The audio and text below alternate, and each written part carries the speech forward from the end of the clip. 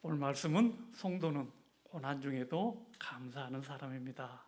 이런 말씀으로 같이 은혜를 나누고자 합니다. 우리 혹시 지난주 말씀 기억하시나요?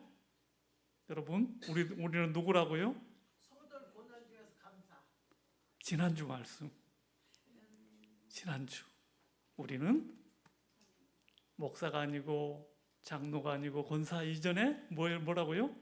예수 그리스도의 종입니다. 종, 머슴. 우리는 예수 그리스도의 종입니다. 우리 두 번째는 어떤 말씀이었어요? 우리들은 어떠한 사람들이라고요?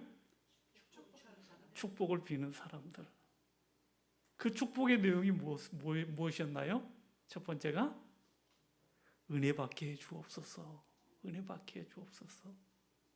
은혜 받으면 강도도 성자가 되어줄 수 있고, 은혜 받으면 모든 사람이 달라질 수 있다고 분명히 말씀을 드렸습니다. 또한 어떤 걸 위해서 기도해 달라고요? 평강의 사람 되게 해 주옵소서. 이것이 빌립보서가 전하는 첫 번째 말씀이었습니다. 오늘은 우리 두 번째 시간입니다. 지금 바울이 어디에 있어요? 감옥입니다. 자기가 어떤 죄를 지어서 감옥에 간 것도 아니고 오로지 복음을 전하다가 감옥에 갔습니다.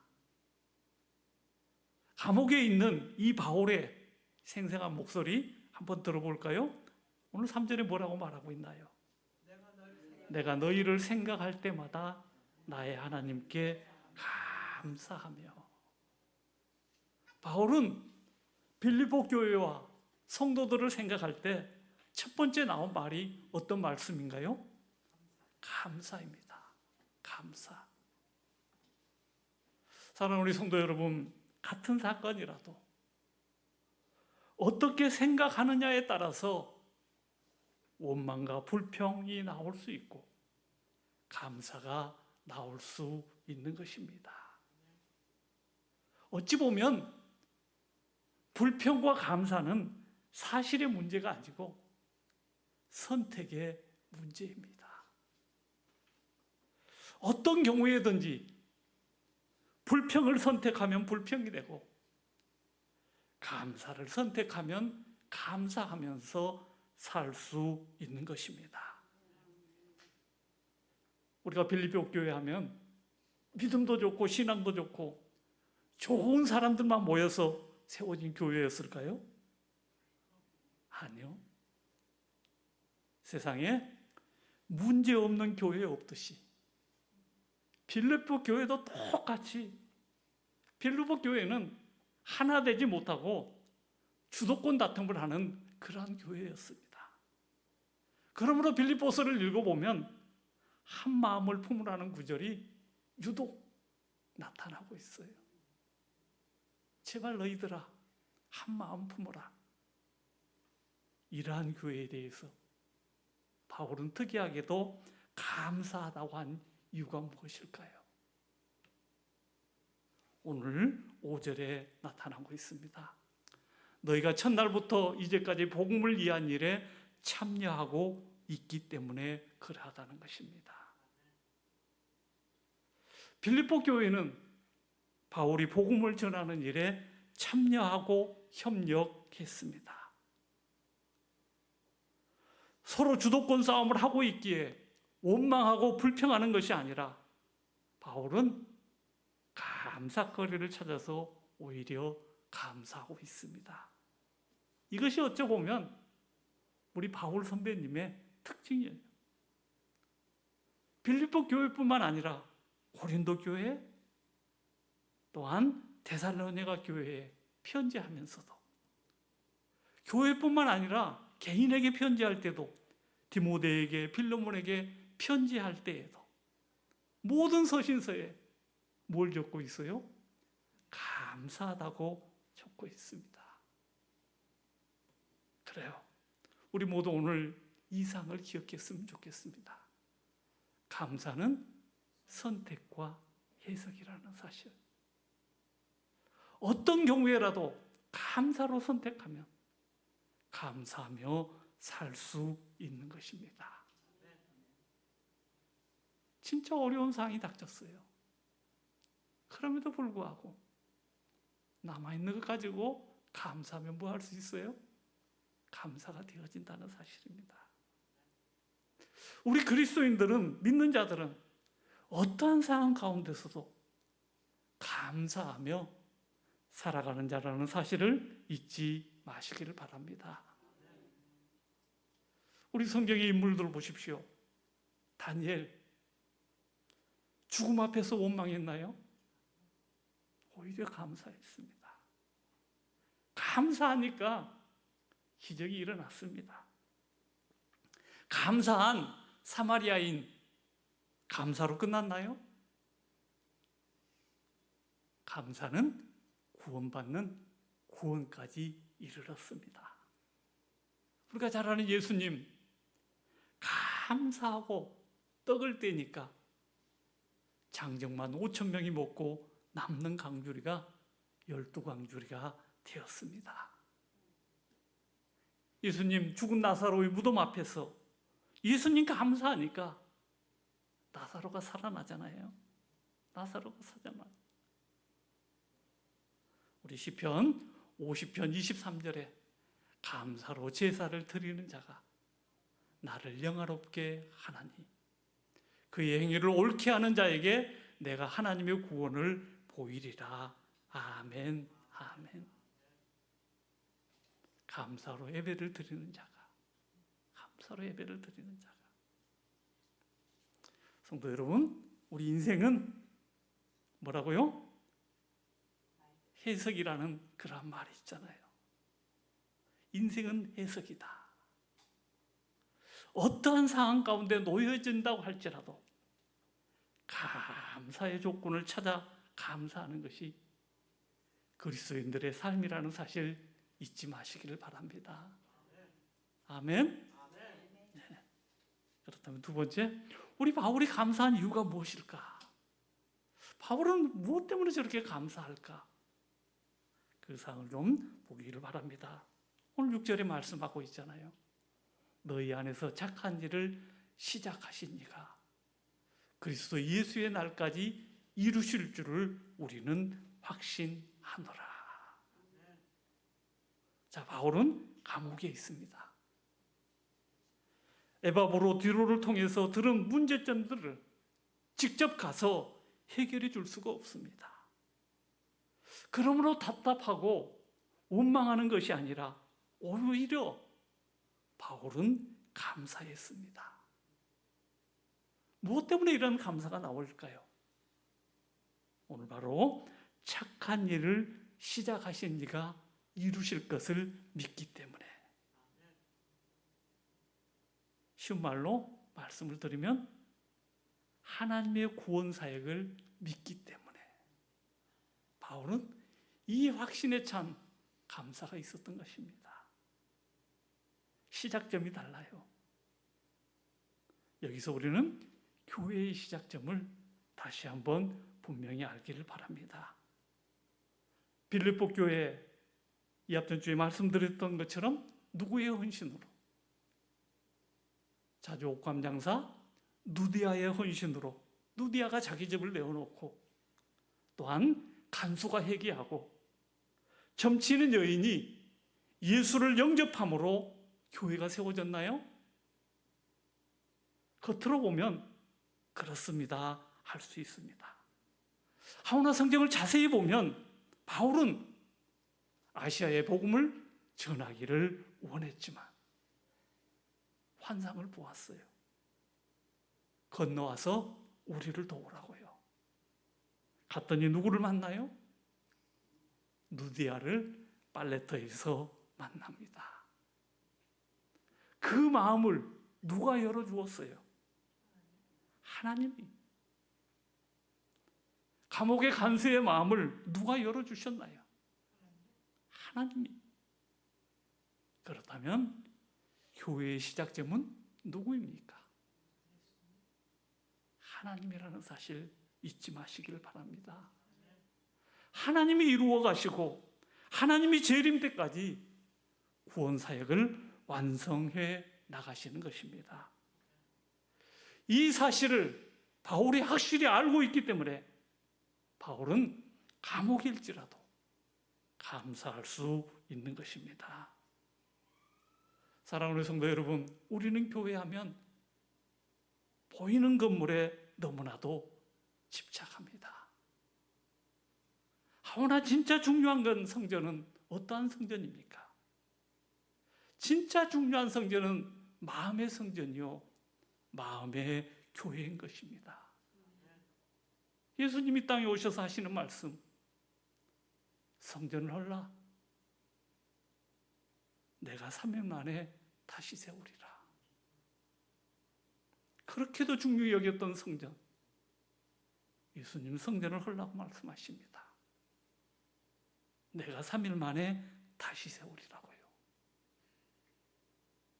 사랑하는 우리 성도 여러분, 내 마음에 예수님을 모시는 성전이 없고 내 마음에 교회가 없는데 매주 건물에 들어와 예배드리면 그것이 다일까요? 심각하게 한번 생각해 보시기를 바랍니다. 내 마음에 성전이 없어요. 내 마음에 교회가 없어요. 이래하면 오직하면 우리가 지금 이사야서를 읽고 있지만 이사야 선지자를 통해서 하나님께서 일러주신 말씀이 무엇입니까? 이사야 1장 11절에 여호와께서 말씀하시되 너희의 무수한 재물이 내게 무엇이 유익하뇨? 나는 순양의 번제와 살찐 짐승의 기름에 배불렀고 나는 수송아지나 어린 양이나 순염소의 피를 기뻐하지 아니하노라고 분명히 말씀합니다. 이것이 안타까워하는 하나님 아버지의 마음입니다. 제발 뭐라는 것입니까? 너희들의 형식적인 신앙을 깨트려 버리고 제발 하나님이 원하시는 그러한 마음으로 바꾸라는 말씀이 되어질 것입니다. 다시 한번 교회의 시작점은 하나님이십니다. 그러므로 교회는 예수 그리스도의 핏값으로 세워진 것이 바로 교회입니다. 우리들이 인간이 어떤 사람이 아무리 큰 희생을 치루었다고 할지라도 도구로 쓰임받았다는 사실입니다.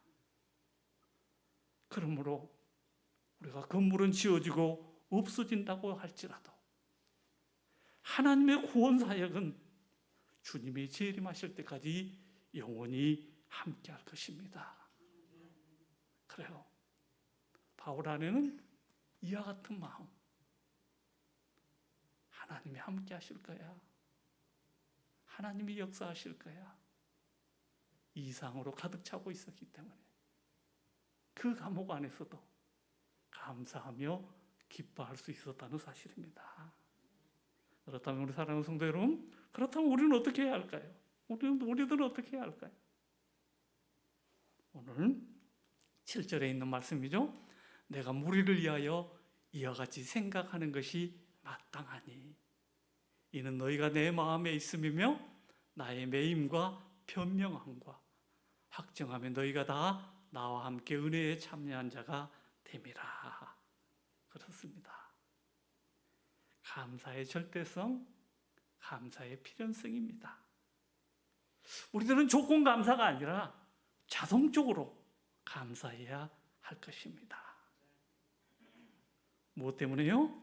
8절 말씀에 내가 예수 그리스도의 심장으로 너희 무리를 얼마나 사모하는지 하나님이 내 증인이 되시니라. 아멘. 아멘. 여러분, 오늘 이 말씀 들으면서 다시 한번 생각합시다. 너는 너, 나는 나가 아니라 우리는 마음속에 가치 있는 사이가 되어야 한다는 사실입니다. 사랑하는 성도 여러분, 바울은 오늘도 외치고 있습니다. 우리는 주 안에서 한 가족이라고요. 그러나 너희들은 어찌하여 한 가족이 아닌 것처럼 사느냐고요. 바울은 한 가족이라고 말하는데, 바울은 오늘 예수 그리스도의 심장으로 말하고 있는데, 너희들은 어찌하여 한 가족이 아닌 것처럼 살아가고 있느냐고요. 우리 지난주에 설교 어떤 말씀 드렸나요? 당신이 제발 좀 잘 되어서 우리가 뭐 어떻게 하자고요? 당신의 덕 좀 보고 삽시다. 그렇게 말씀드렸잖아요. 그러려면 어떻게 해야 할까요? 상대방을 언없이 우리가 뭐 해야 할래요? 축복해야 한다고요. 그리스도인이 누구입니까? 묻는다면 그리스도인은 다른 사람이 아니라 상대방을 위해서 뭐 하는 사람? 복 빌어주는 사람. 복 빌어주는 사람. 마찬가지입니다. 우리들은 이 땅의 교회에서 잠시 만났다가 끝나는 존재인가요? 우리 아닌 거 다 알고 있잖아요. 저 천국에서 영원히 만나서 같이 살 존재입니다. 어떤 할아버지가 할머니에게 하도 힘들게 해서 이랬답니다. 할아버지가 가는 천국이라면 나는 절대로 그 천국엔 안 간다고요. 그런 웃음의 말도 있지만 저 천국에서는 이 땅의 신랑 신부처럼 그러한 사는 사이는 분명히 아니기에 안심하시기를 바랍니다. 그래요. 조금 부족함이 보이고 조금 내 마음에 들지 않아도 우리 뭐 해야 할까요? 용서해야 하고, 우리 이미아 집사님 용서해 주세요. 그래 하면 어때요? 마음이 평안해요. 이제 불평하고 원망하고 투정해서 고쳐질 일이라면 좋으련만 절대로 원망하고 불평한다고 고쳐지지 않습니다. 다니엘 보세요. 사자굴에 들어가서 이제는 사자밥이 되는 신세입니다. 그러나 다니엘 어떠합니까? 조서에 도장이 찍힌 것들을 알고도 그가 뭐해요? 기도합니다. 상황적으로 볼 때는 아무런 희망이 없잖아요. 희망 0%잖아요. 0%. 그럼에도 불구하고 하루에 3번씩 무릎 꿇고 그가 믿는 하나님께 기도합니다. 거기다 플러스 더 나아가는 것이 뭐가 하나 있어요? 그가 하나님께 감사했더라. 기도한 거 플러스 거기 다니엘이 뭐 했다고요? 그의 믿는 하나님께 감사했더라. 감사했더니 사자굴 속에서도 죽지 않고 살아났습니다. 사랑하는 성도 여러분, 우리 그리스도인들이 해야 할 일이 있습니다. 뭐가 있을까요? 우리는 반드시 믿는 자는 조건적인 감사가 아니라 우리는 어떤 감사해야 될까요? 절대적인 감사. 절대적인 감사. 절대 감사는 해도 되고 안 해도 되는 것이 아니라 무조건 감사하는 것입니다. 무조건 감사. 감사는 하나님을 기쁘게 합니다. 감사는 기적을 가져오게 되어 있습니다. 감사는 모든 질병에 치유를 받게 됩니다. 감사하면 우울증도 사라지고요. 감사하면 누가 내게 상처 주는 말을 해도 내가 상처받지 않습니다. 감사하면 감사한 만큼 우리들의 믿음은 보장되어질 것입니다. 감사하면 더 많이 받습니다. 감사하면 감사가 흘러넘치게 되어 있는 것입니다. 그래서 우리가 바울이 전해주는 말씀 중에 어떤 말씀 기억하시나요? 항상 기뻐하라 이 말씀만 기억하시나요? 무조건 감사하라고 말하고 있잖아요. 범사에 감사하라고 오늘도 바울은 외치고 있습니다. 그래요. 이 말씀이 즐거운 환경에서 감사라가 아니라 어디에서 서신으로 주고 있어요? 감옥에서. 이 말씀 주고 있다는 사실을 우리가 다시 한번 기억하면서 오늘 빌립보서 2번째 시간, 그래, 나는 어떤 사람으로 살아갈 걸까요? 감사하는 사람으로.